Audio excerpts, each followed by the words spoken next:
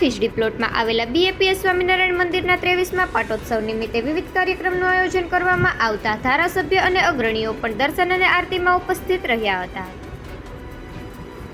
પોરબંદરના ખીજડી પ્લોટ ખાતે આવેલા બીએપીએસ સ્વામિનારાયણ મંદિર ખાતે 23મા પાટોત્સવની ઉજવણી બાદ ભવ્ય અન્નકૂટ ઉત્સવનું આયોજન કરવામાં આવ્યું હતું.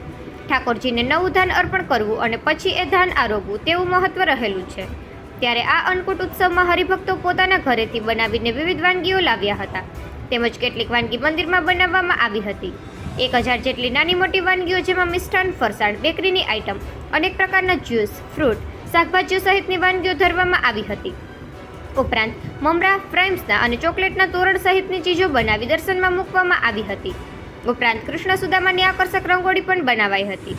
મંદિર ખાતે સવારે અન્નકૂટ ઉત્સવ સભા યોજાઈ હતી અને થાળગાન યોજાયા બાદ બપોરે અન્નકૂટ આરતી સાથે દર્શન ખુલ્લા મૂકવામાં આવ્યા હતા.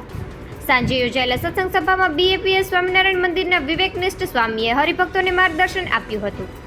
મહાઆરતી સમયે પોરબંદરના ધારાસભ્ય અર્જુનભાઈ મોઢવાડિયા, જિલ્લા કલેક્ટર એસડી ધાનાણી, જિલ્લા પોલીસ વડા ભગીરથસિંહ જાડેજા, ડોક્ટર સુરેશ ગાંધી સહિત અનેક અગ્રણીઓ ઉપરાંત સ્વામિનારાયણ સંપ્રદાયના સંતો ઉપસ્થિત રહ્યા હતા અને વિશાળ સંખ્યામાં હરિભક્તો આ વિવિધ કાર્યક્રમમાં જોડાયા હતા.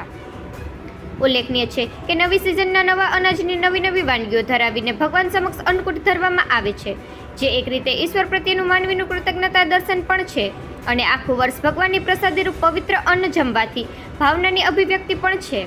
અષાઢથી શરૂ થયેલી વર્ષમાં સુંદર નવી ફસલ તૈયાર થઈ હોય તે અનાજ ઘરે આવી જાય એટલે તેમાંથી વિવિધ વાનગીઓ તૈયાર કરીને ભગવાનને 56 ભોગ અન્નકૂટ ભક્તિની એક પરંપરા છે. ભારતીય સંસ્કૃતિની એ વિશિષ્ટતા છે કે પહેલા ભગવાનને અર્પણ કર્યા બાદ જ સૌ કોઈ એ અન્નકૂટની વિવિધ વાનગીઓનો પ્રસાદ તરીકે ગ્રહણ કરતા હોય છે. નિપુલ પોપટ, પોરબંદર ટાઈમ્સ.